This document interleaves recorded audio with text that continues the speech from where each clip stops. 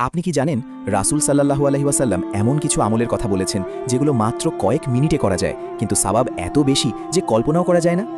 আজকের ভিডিওতে আমি আপনাদের সকালের এমন 5টি আমল বলবো যেগুলো নিয়মিত করলে ইনশাআল্লাহ আপনার সারা দিন বদলে যাবে। প্রথম আমল, ফজরের পর জায়নামাজে বসে থাকা। রাসূল সাল্লাল্লাহু আলাইহি ওয়াসাল্লাম বলেছেন, যে ব্যক্তি ফজরের নামাজের পর সূর্যোদয় পর্যন্ত আল্লাহর জিকির করতে বসে থাকে, তারপর 2 রাকাত নামাজ পড়ে, তার একটি পূর্ণ হজ ও উমরার সওয়াব হয়।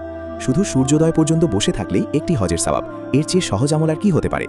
দ্বিতীয় আমল, আয়াতুল কুরসি পাঠ। রাসূল সাল্লাল্লাহু আলাইহি ওয়াসাল্লাম বলেছেন, যে ব্যক্তি প্রতি ফরজ নামাজের পর আয়াতুল কুরসি পাঠ করে, তার এবং জান্নাতের মাঝে শুধু মৃত্যু ছাড়া আর কোনো বাধা থাকে না। মাত্র 30 সেকেন্ডের আমল, আর পুরস্কার হলো জান্নাতের নিশ্চয়তা। তৃতীয় আমল, সকালের বিশেষ দোয়া। প্রতিদিন সকালে এই দোয়াটি 3 বার পড়ুন। বিসমিল্লাহিল্লাযী লা ইয়াদুররু মা ইসমিহি শাইউন ফিল আরদি ওয়ালা ফিস সামাই ওয়া হুয়াস সামিউল আলিম। রাসূল সাল্লাল্লাহু আলাইহি ওয়াসাল্লাম বলেছেন, যে এই দোয়া সকালে 3 বার পড়বে, সন্ধ্যা পর্যন্ত কোনো বিপদ